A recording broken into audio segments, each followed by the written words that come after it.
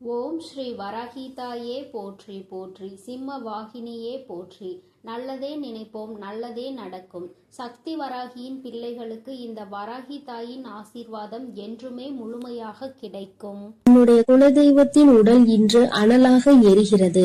அதற்கு என்ன காரணமாக இருக்க முடியும்? என் தங்கமே, உன்னுடைய வாழ்க்கையில் உனக்கு ஏதேனும் தீங்கு நேர்ந்திருந்தால் மட்டும்தான் உன்னுடைய தாயானவளின் உடல் அனலாக எரியும். அப்படிதான் இன்றும் இந்த தாயானவளின் உடல் அனலாக எரிந்து கொண்டிருக்கிறது. உன்னுடைய வாழ்க்கையில் உனக்கு மிகப்பெரிய ஒரு விஷயத்தை ஒருவர் செய்து விட்டார். இப்படியெல்லாம் மனிதர்களுக்கு செய்வதை கண்டுதான் உன் தாயானவள் எனக்கு மனதில் மிகுந்த மனவேதனை அடைந்து விட்டது. இன்று என் குழந்தையே, இந்த தாய் அதற்கான தீர்வினையும் கொண்டு வந்திருக்கின்றேன். அம்மா எல்லாவற்றையும் வேடிக்கை பார்த்து கொண்டிருக்கின்றாயா?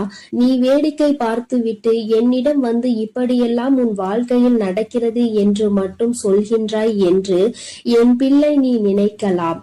என் தங்கமே, அம்மா எதையுமே வேடிக்கை பார்க்கவில்லை. நான் முதலில் அவர்களின் செயல்களை பார்க்கும் பொழுது அத்தனை கடினமானதாக இல்லை. அவர்கள் ஏதோ உன்னை பழிவாங்க வேண்டும் என்று நினைக்கிறார்கள். அதற்காக ஏதேனும் விஷயங்களை செய்வார்கள் என்று நினைத்து கொண்டிருந்தேன். அப்பொழுதுதான் உன் தாயானவள் நான் உணர்ந்து கொண்டேன். அவர்கள் மனம் முழுக்க தேவையில்லாத எண்ணங்களை நிரப்பிக் கொண்டதோடு மட்டுமல்லாமல் உன்னுடைய வாழ்க்கையில் பல விஷயங்களை செய்ய நினைத்ததோடு மட்டுமல்லாமல் உன் வாழ்க்கையையும் சேர்த்து அழிக்க நினைத்து விட்டார்கள். அழிப்பது என்பது அத்தனை சாதாரணமாக அல்ல. உன்னை மட்டும் அல்லாமல் உன்னுடைய குடும்பத்தில் உள்ளவர்களையும் சேர்த்து அல்லவா அழிக்க துணிந்து விட்டார்கள். என் தங்கமே, அவர்கள் அதற்காக எடுத்துக்கொண்ட முயற்சிகள் ஏராளம். தேவையில்லாத பலரை அவர்கள் இதற்காக தொடர்பு கொண்டு எப்படி இருக்க வேண்டும் என்று பேசிக் கொண்டிருந்தார்கள். அவர்கள் நினைத்தது போலதான் உன்னுடைய வாழ்க்கையில் சில சம்பவங்கள் நடந்தது. என் தங்கமே, அப்படியானால் இவையெல்லாம் இவர்கள் செய்த காரியம்தானா என்று நீ நினைக்கின்றாய் அல்லவா? நிச்சயமாக யார் உன் வாழ்க்கையில் உன்னை அழிக்க நினைக்கிறார்கள் என்று இப்பொழுது நீ நன்றாக தெரிந்து கொண்டாய். அது சரிதான் என் தங்கமே, உனக்கு தெரியும் அல்லவா யார் யார் உன் வாழ்க்கையை கெடுக்க நினைப்பார்கள், யார் யார் நீ நன்றாக இருக்க வேண்டும் என்று நினைப்பார்கள் என்று.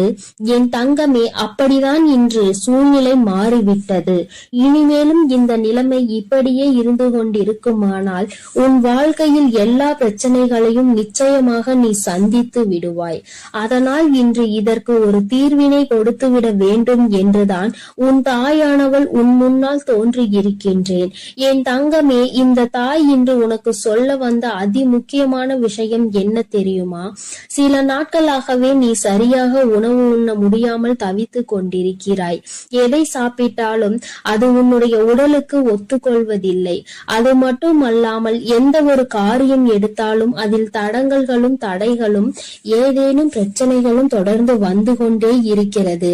அதனால் என்னவோ என்னுடைய பிள்ளை இந்த வாழ்க்கையின் மீது மிகுந்த வேதனையில் நின்று கொண்டிருக்கின்றாய்.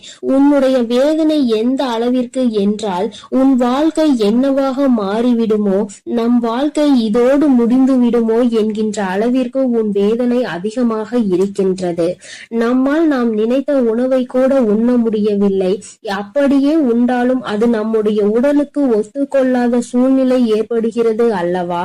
இப்படி இருக்கும் பொழுது என்னுடைய பிள்ளை மனவேதனை அடைந்து விடுவாய். இந்த நேரத்தில் நீ புரிந்து கொள்ள வேண்டியது முக்கியமான விஷயம் என்ன தெரியுமா? இந்த செய்வினையை ஒழிக்கக்கூடிய சக்தியானது உனக்குள் இருக்கிறது. அந்த செய்வினையை அவர்களுக்கு திருப்பி அனுப்பக்கூடிய சக்தியும் உனக்குள் இருக்கிறது என்பதை நீ உணர வேண்டும். தாயே, எனக்குள்ளா இத்தனை நாட்களும் இது இருந்து கொண்டிருக்கிறது. ஆனால் அது எனக்கு தெரியாமல் போய்விட்டதே. நீ முன்பே சொல்லி இருந்தால் அதை சரியாக நான் செய்திருப்பேன் என்று என் பிள்ளை நீ நினைக்கின்றாய் அல்லவா?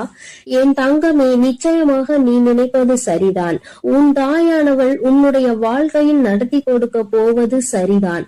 அதனால் இந்த நேரத்தில் தான் உனக்கு சொல்கின்ற விஷயங்களை எல்லாம் நீ சரியாக செய்துவிட வேண்டும். முதலாவதாக உனக்காக அந்த செய்வினை அவர்களுக்கு திருப்பி அனுப்ப வேண்டிய வழியை அம்மா சொல்கிறேன். அதற்காக நீ என்ன செய்ய போகிறாய் தெரியுமா? என் தங்கமே, உன்னுடைய வாழ்க்கையில் உனக்கு யாரெல்லாம் செய்வினைகளை செய்ய நினைத்தார்களோ அதனால் நீ எப்பொழுதும் மனமுடைந்து உணவு கூட உண்ண முடியாத சூழ்நிலை உனக்கு ஏற்பட்டிருக்கிறது என்பதை நீ புரிந்து கொள். விஷயம் என்ன தெரியுமா? முதலில் நீ நன்றாக உன்னுடைய மனதை தெளிவுபடுத்தி, இந்த செய்வினைகள் எதுவும் நம்மை தீண்டவில்லை, செய்வினைகள் எதுவும் நம்மை சூழவில்லை, யாராலும் நம் வாழ்க்கையில் எதுவும் செய்ய முடியாது என்று உன்னுடைய மனதினை நீ தெளிவுபடுத்த வேண்டும். அதன் பிறகு நீ செய்ய வேண்டிய விஷயம், நன்றாக உன்னுடைய மனது தெளிவாகி விட்டது என்றால் உனக்கான உணவினை நீ சரியாக எடுத்துக்கொள்ள முடியும். உன்னால் நிச்சயமாக நல்லபடியாக உன்னுடைய உடலை பார்த்து கொள்ள முடியும். எப்பொழுது உன்னுடைய உடல் ஆரோக்கியமாக தோன்றுகிறதோ அப்பொழுது உன்னுடைய மனதில் மிகப்பெரிய தெளிவினை நீ பெற்று விடுவாய். என் தங்கமே, அவர்களுக்கு செய்வினையை திரும்ப சென்று விடுமா? அது எப்படி என்று கேட்கின்றாய் அல்லவா? அதற்கும் இந்த தாயானவள் உனக்கான விளக்கத்தை சொல்கின்றேன். என் தங்கமே, நீ நன்றாக இருக்கின்றாய் என்பதை அவர்களுக்கு செய்கின்ற மிகப்பெரிய செய்வினைதான். என் தங்கமே, நீ நல்லபடியாக உன் வாழ்க்கையில் வாழ்ந்து கொண்டிருக்கின்றாய், நீ நல்ல மனநிலையில் இருக்கின்றாய். என்ன நடந்தாலும், நாம் என்ன செய்தாலும் உன்னை வாழ்க்கையில் எதுவும் செய்ய முடியாது என்று அவர்களுக்கு தெரிந்துவிட்டால் அதுவே அவர்களுக்கு நீ செய்கின்ற மிகப்பெரிய செய்வினைதான். என் தங்கமே, இந்த செய்வினைகள் மற்றவர்களின் வாழ்க்கையில் நாம் ஒருபொழுதும் செய்யக்கூடாது.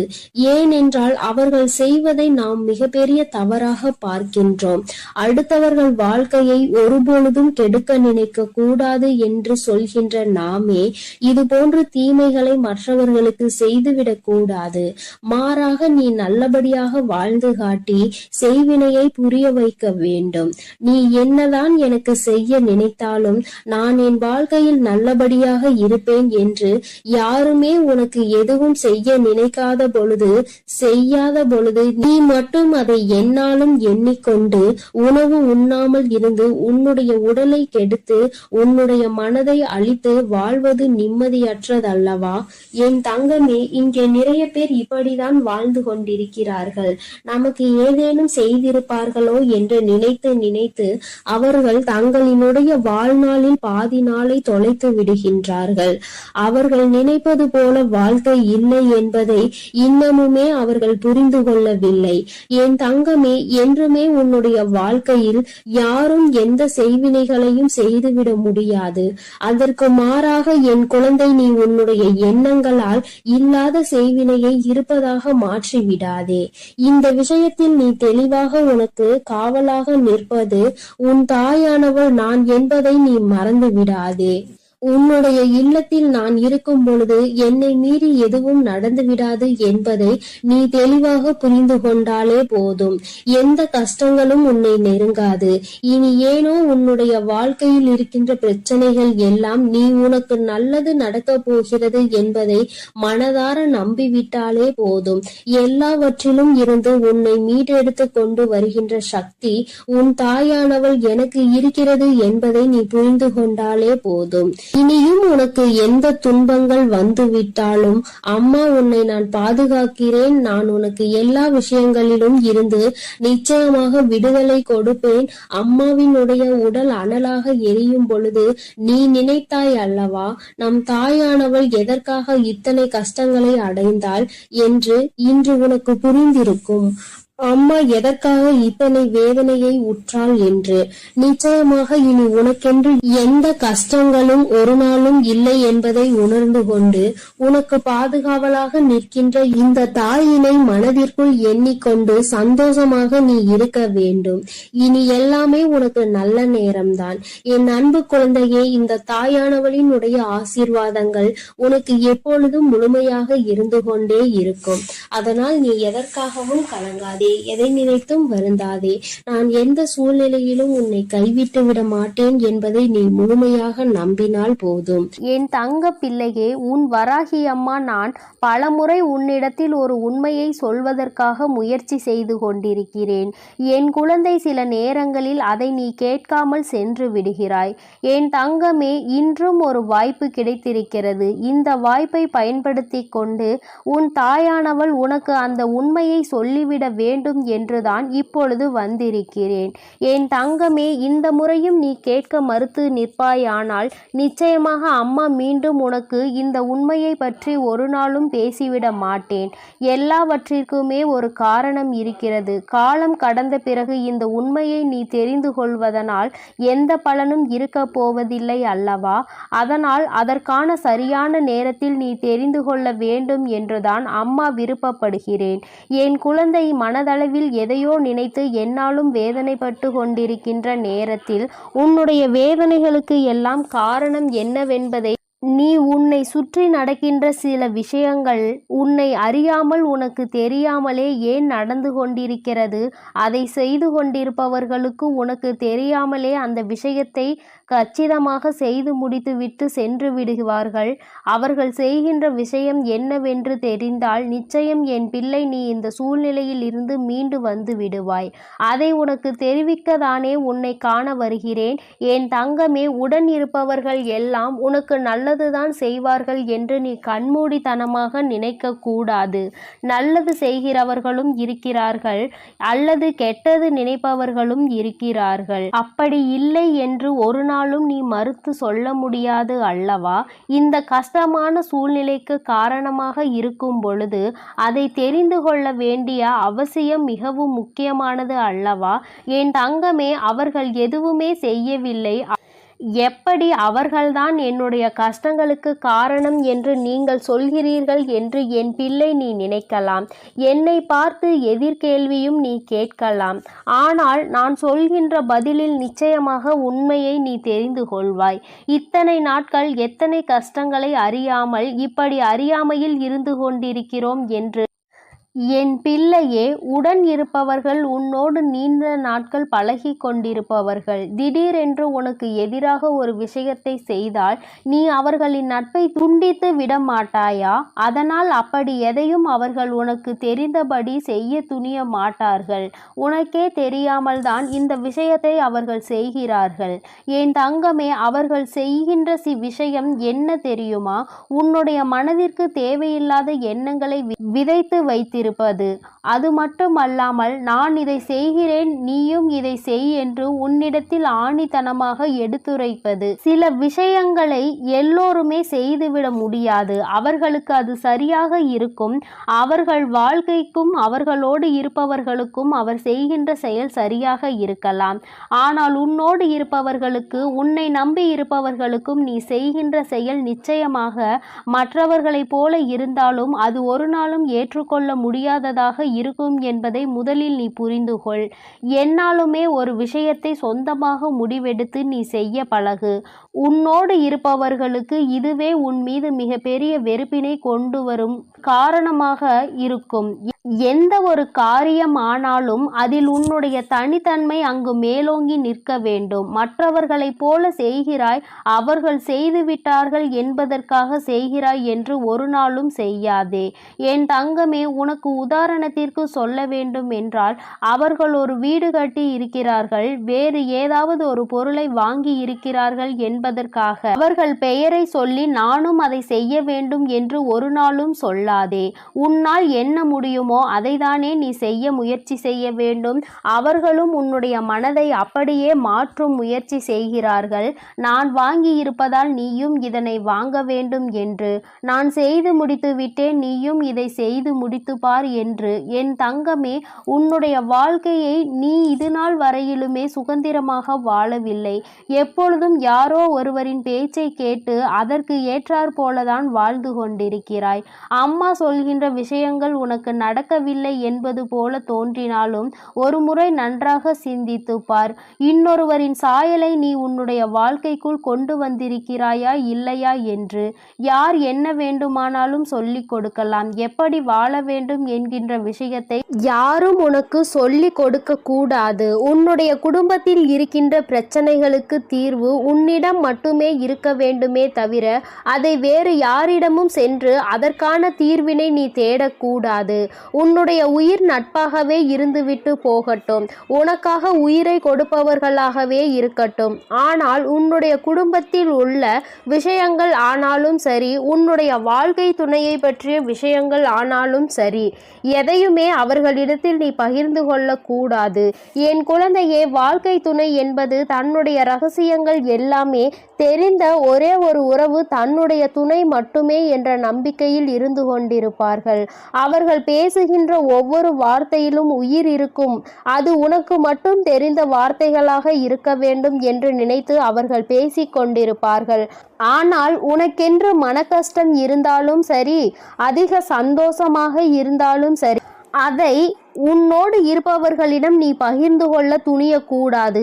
நீ அப்படி பகிர்ந்து கொள்ளும் பொழுது இன்று இல்லை என்றாலும் என்றாவது ஒரு நாள் நல்ல மனநிலையில் இருக்கும் பொழுது அவர்களுக்கு இது தெரிய வர வாய்ப்புகள் அதிகமாக இருக்கிறது.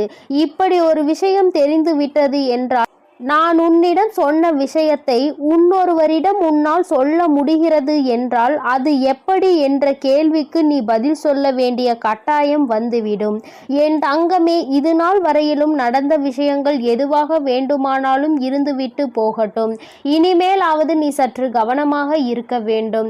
உன்னுடைய குடும்பம் சம்பந்தப்பட்ட விஷயங்கள் எதுவாக இருந்தாலும் அதை நீ சரியாக கவனிக்க பழகிக்கொள். யாருடைய உதவியும் அங்கே உனக்கு தேவைப்படாது. இன்னொருவர் வந்து இந்த பிரச்சனைகளை தீர்த்து வைக்க வேண்டும் என்று ஒருபோதும் நினைக்காதே. ஏன் ஒருவரின் தலையீடு உன்னுடைய குடும்பத்திற்குள் ஒரு முறை நுழைந்து விட்டது என்றால் காலம் முழுவதும் அடுத்தவர்களை தான் நாடி செல்வாய். ஒரு சிறிய பிரச்சனை என்றால் கூட அதை உன்னால் சமாளிக்க முடியாத நிலைமைக்கு நீ தள்ளப்படுவாய். எதற்கெடுத்தாலும் யாரோ ஒருவர் துணைக்கு வர வேண்டும் என்ற மனநிலை உனக்குள் வந்துவிடும். ஏறக்குறைய என் பிள்ளை இப்பொழுது கூட அந்த மனநிலையில்தான் இருந்து கொண்டிருக்கிறாய். என் தங்கமே, உன்னுடைய இந்த மனநிலை உன்னுடைய வாழ்க்கையில் ஏற்பட்டிருக்கின்ற பல கஷ்டங்களுக்கு காரணமாக இருந்திருக்கிறது என்றால் அதில் எந்த ஒரு மாற்று கருத்தும் கிடையாது. இனி உனக்கான வாய்ப்பினை பயன்படுத்தி கொண்டு நீ திருந்திவிட வேண்டும் என் தங்கமே. அம்மா உன்னை குறை சொல்லவில்லை. உன்னுடைய பழக்கம், நீ நல்லவர்களாக நினைப்பவர்கள் எல்லாம் நல்லவர்களாக தான் இருப்பார்கள் என்று அவசியம் கிடையாது. உன்னுடைய மனதிற்கு சரி என்று தெரிந்தது மற்றவர்களின் கண்களுக்கு தவறாக தெரியலாம். அதனால் மற்றவர்கள் உனக்கு தருகின்ற விஷயங்களை நீ உன்னுடைய குடும்பத்திற்குள் நுழைக்கும் முயற்சி செய்யாதே என்றுதான் அம்மா சொல்கிறேன். வெளியில் நடக்கின்ற விஷயங்களை வெளியில் விட்டுவிடு. வீட்டில் நடக்கின்ற விஷயங்களில் வீட்டில் விட்டுவிடு. அதுதான் உனக்கு நல்லது என்றுதான் நான் சொல்லுகிறேன்.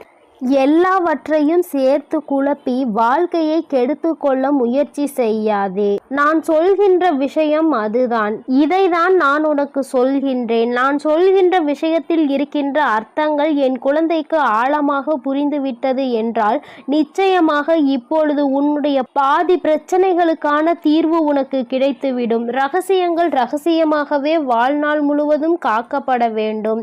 ஒருவரிடத்தில் சொல்லிவிட்டாலே நீ அந்த ரகசியத்தை காப்பாற்றவில்லை என்றுதானே அர்த்தம். அதோடு ரகசியம் என்ற வார்த்தை அங்கே முடிந்து விட்டது என்பதையும் நீ புரிந்து கொண்டால் போதும்.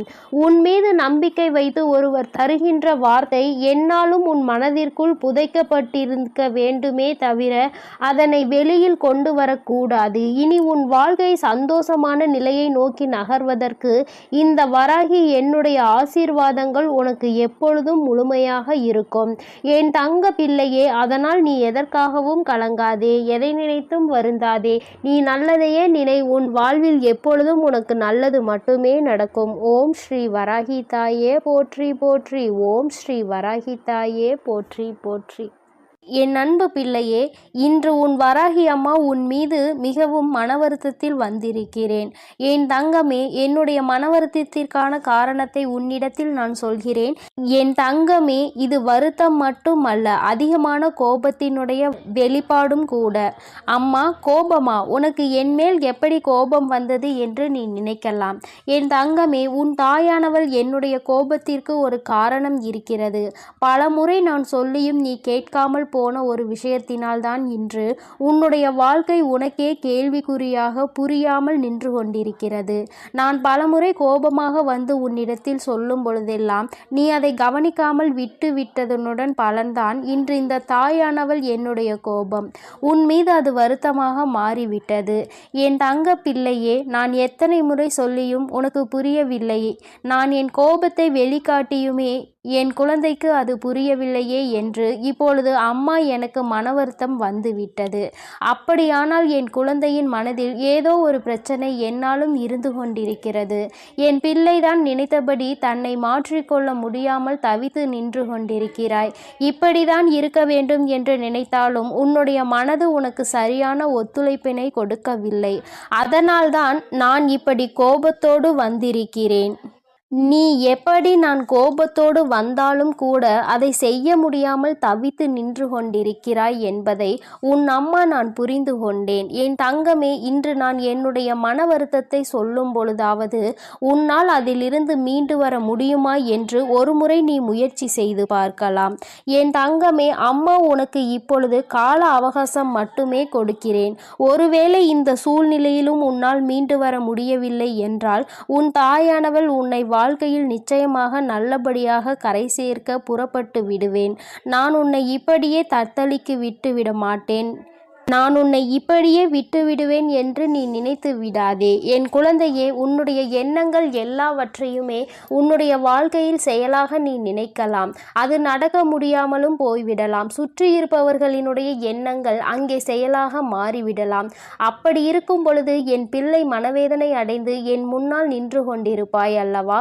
அந்த நேரத்தில் உன் தாயானவள் நிச்சயமாக உனக்கு கை கொடுப்பேன் என்பதை நீ எப்பொழுதும் நினைவில் வைத்துக்கொள். என் குழந்தையே, ஒரு விஷயத்தை நீ தெளிவாக புரிந்து கொள். சுற்றி இருப்பவர்கள் பேசுகின்ற வார்த்தைகள் என்றுமே உனக்கு மனதில் வேதனையை கொடுக்கிறது அல்லவா? சொல்கின்ற வார்த்தைகள் ஒவ்வொன்றும் உன்னை அடுத்த கட்டத்தை நோக்கி நகர விடாமல் அங்கேயே நிறுத்தி வைக்கிறது. ஆனாலும் நீ என்ன செய்கிறாய் தெரியுமா? அவர்களின் வார்த்தைகளுக்கு தான் நீ முக்கியத்துவம் கொடுக்கிறாய். அவர்கள் பேசுகின்ற வார்த்தைகளை செவி கொடுத்து கேட்கின்றாய். அதை உன்னுடைய மனதிற்கு எடுத்தும் செல்கிறாய். அப்படியானால் என் பிள்ளை, நீ குழம்பத்தானே செய்வாய். உனக்கு ஒரு தெளிவான முடிவு கிடைக்க வேண்டும் என்று இருந்தால் கூட அவர்கள் அதனை குழப்பி விடுவதற்காக தயாராக இருக்கும் பொழுது, அதனை பெறுவதற்கு நீயும் தயாராக இருக்கும் பொழுது உன் அம்மாவால் என்ன செய்ய முடியும்? என் தங்கமே, முதலில் நீ இப்பொழுது உனக்காக போட்டு வைத்திருக்கின்ற இந்த ஒரு வளையத்திற்குள் இருந்து நீ முதலில் வெளியே வா. என் தங்கமே, இது உனக்கான உலகம் கிடையாது. இந்த உலகத்தில் இப்பொழுது நீ அனுபவித்து கொண்டிருக்கிற இந்த சூழ்நிலை உனக்கானது கிடையாது. நீ இதிலிருந்து வெளியில் வர வேண்டும். பறந்து விரிந்து கிடக்கின்ற இந்த உலகத்தை நீ கண்ணார காண வேண்டும். உனக்கான வாய்ப்புகள் இங்கே எத்தனை எத்தனை குவிந்து கிடக்கிறது என்பதை நீ கண்டுதான் உன் வாழ்க்கையில் அடுத்த கட்டத்தை நோக்கி நீ நகர வேண்டும்.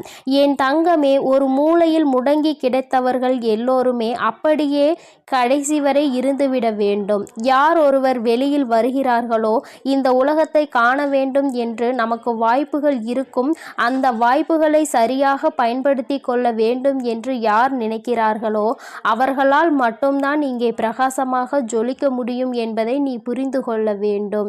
என் குழந்தையே, உனக்கு உதவிக்கு யாரும் இல்லை என்று நீ நினைத்தது கிடையாது. ஏனென்றால் உன் அம்மா நான் எப்பொழுதும் உன்னோடு இருக்கிறேன் என்பதை நீ உணரத் தொடங்கிவிட்டாய். ஆனால் நீ இருக்கின்ற இந்த கூண்டுக்குள் இருந்துதான் வெளியில் வர மறுக்கின்றாய். நாம் தினமும் இப்படிதான் எழும்ப வேண்டும். நம்முடைய காலை கடமைகளை முடிக்க வேண்டும். நேரமாக இந்த வேலைக்கு செல்ல வேண்டும். மீண்டும் வீடு திரும்ப வேண்டும். உண்ண வேண்டும், உறங்க வேண்டும், அதிகாலை விடியலில் எழும்ப வேண்டும். இப்படிதான் உன் வாழ்க்கை சென்று கொண்டிருக்கிறது. இதில் நீ எதை சாதித்தாய் என்று, எந்த விஷயத்தை முடித்தாய் என்று நினைத்து பார்த்தால் அங்கு ஒன்றுமே இல்லை. தினமும் உன்னுடைய வேலைகள் மட்டும் எப்பொழுதும் போல நடந்து கொண்டே இருக்கிறது. ஒரு சிறு மாற்றத்தையாவது உன்னால் உணர முடிந்ததா என்று நீ சிந்தித்து பார்த்திருக்கிறாயா? உன்னால் நீ செய்து கொண்டிருக்கின்ற சாதாரணமான செயல்களில் இருந்து மாறுபட்டு ஏதேனும் ஒரு விஷயத்தை சாதித்து விட்டதாக உணர முடிகின்றதோ அந்த நாள்தான் நீ வாழ்க்கையில் நிச்சயமாக நல்லபடியாக உன்னுடைய நேரத்தை செலவிட்டிருக்கிறாய் என்பதை புரிந்து கொள். என் தங்கமே, நான் உன் அம்மா உன்னை பெற்றெடுத்தவளாக உன்னிடத்தில் பேசுகிறேன். என் குழந்தையே, இப்படியே இருந்துவிடக் கூடாது. எதற்குமே பயப்படாமல் உன் வாழ்க்கை சென்றுவிடக் கூடாது என்றுதான் அம்மா நினைக்கின்றேன். என் தங்கமே, இருக்கும் பொழுது யார் எப்படி வேண்டுமானாலும் பேசிவிட்டு போகட்டும். ஆனால் நீ இந்த உலகத்தை விட்டு மறைந்தால் 4 பேராவது உனக்காக கண்ணீர் சிந்த நிற்க வேண்டும். மாறாக இவர்களெல்லாம் இருந்து என்ன செய்ய போகிறார்கள் என்று யாரும் நினைக்க கூடாது. என் தங்கமே, அப்படிப்பட்ட சில மனிதர்களையாவது நீ சம்பாதித்து கொள்ள வேண்டும் என்றுதான் அம்மா சொல்கின்றேன். என் குழந்தையே, உன்னால் என்ன உதவிகளை செய்ய முடியுமோ யாருக்காகவாவது இருந்தாலும் அந்த உதவிகளை மறுக்காமல் செய்து கொடு. பணம் பொருள்தான் கொடுக்க வேண்டும் என்று கிடையாது. உணவுதான் கொடுக்க வேண்டும் என்று கூட கிடையாது. ஒருவேளை ஒருவருக்கு உன்னால் ஒரு வாழ்க்கை கிடைக்கும். நீ ஒரு வார்த்தை சொன்னால் அவர்களுக்கு அந்த வாழ்க்கை கிடைத்துவிடும் என்றால் அதற்கு நீ நிச்சயமாக முயற்சி செய்யலாம். என் குழந்தையே, உதாரணத்திற்கு ஓரிடத்தில் ஒரு வேலை அவர்களுக்கு தயாராக இருக்கிறது. நீ அவர்களுக்காக பேசினால் அவர்களுக்கு அது கிடைக்கும் என்றால் நிச்சயமாக அதை நீ செய்து கொடுக்கலாம்.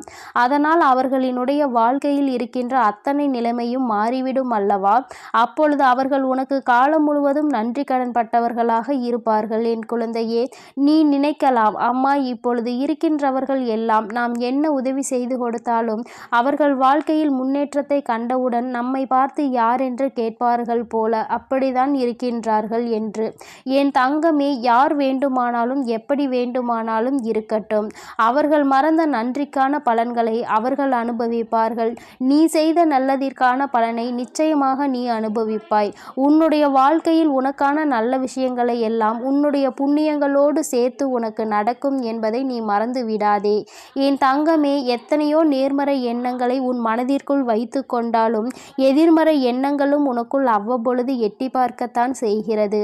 என் தங்கமே, இந்த எண்ணங்கள் உன்னிடத்தில் இருந்து அப்படியே சென்றுவிட வேண்டும். அவ்வப்பொழுது எட்டி பார்ப்பதை கூட நீ குறைத்து கொள்வாய். ஆனால் நிச்சயமாக இனி எப்பொழுதுமே உன் வாழ்க்கை நல்லபடியாக மாறிவிடும். உன்னுடைய வாழ்க்கையில் இந்த வராகி நடத்தி கொண்டிருக்கின்ற இந்த நாடகத்தை கண்டு நீ பயந்து விடாதே. கஷ்டங்கள் வந்துவிட்டால் சோர்ந்து விடாதே. எல்லாம் நம் தாயானவள் நம் வாழ்க்கையில் நடத்துகின்ற மாயை என்பதை புரிந்து கொண்டால் எல்லாவற்றிலும் இருந்து மீண்டு வரக்கூடிய ஒரு நாள் உன் வாழ்க்கையில் கட்டாயம் வரும். அந்த நாளில் என் பிள்ளை, உன் அம்மா எனக்கு நிச்சயமாக நன்றி கடன் பட்டவராக மட்டுமே நீ இருப்பாய் என்பதில் எந்த ஒரு மாற்று கருத்தும் கிடையாது. மனிதர்களைப் போல நீயும் நன்றியினை மறந்து விடுவாய் என்றாலும் அம்மா அதை பற்றி கவலைப்பட மாட்டேன். ஏனென்றால் என் குழந்தை என்னிடத்தில் கோபப்பட்டாலும் நான் கவலைப்பட மாட்டேன். என் பிள்ளை, நீ என்னை மறந்தாலும் நான் கவலைப்பட மாட்டேன். எப்பொழுதும் நான் உன்னை விட்டு செல்லவும் மாட்டேன் என்பதை மட்டும் நீ புரிந்து கொள். அம்மாவின் மன வருத்தம் உனக்கு நிச்சயமாக மனதில் ஏதோ ஒரு மாற்றத்தை கொண்டு வந்திருக்கும் என்று நான் நம்புகிறேன். உன்னை இந்த வாழ்க்கையில் இருந்து வெளியில் கொண்டு வந்து நல்ல பாதையை நோக்கி நகரச் செய்யும் என்றும் நான் நம்புகிறேன். என் தங்கமே, என்னுடைய நம்பிக்கைக்கு பாத்திரமாக நீ இருந்தால் போதும். யாரும் உன்னை எதுவும் செய்துவிட முடியாது. வீழ்த்த நினைப்பவர்கள் முன்னிலையில் வாழ்ந்து காட்ட துணிந்து நிற்க வேண்டும் நீ. என் தங்கமே, என்னுடைய மகனாக இருந்தாலும் சரி, என்னுடைய மகளாக இருந்தாலும் சரி, சாதிக்க வேண்டியது ஏராளம். சாதிக்க துணிந்து புறப்படு. முடங்கி ஓரிடத்தில் எப்பொழுதும் கிடக்காதே. என் செல்ல குழந்தையே, இந்த வராகி அம்மாவினுடைய ஆசீர்வாதங்களும் அருளும் உனக்கு எப்பொழுதும் முழுமையாக இருக்கும். அதனால் நீ எதை நினைத்தும் கலங்காதே, எதற்காகவும் வருந்தாதே. நீ நல்லதையே நினைத்தால் உன் வாழ்வில் எப்பொழுதும் உனக்கு நல்லது மட்டுமே நடக்கும். என் அன்பு குழந்தைக்கு இந்த ஆதிபராசக்தியின் அன்பும் ஆசீர்வாதமும் முழுவதுமாக கிடைக்கும். ஓம் சக்தி, ஓம் ஆதிபரா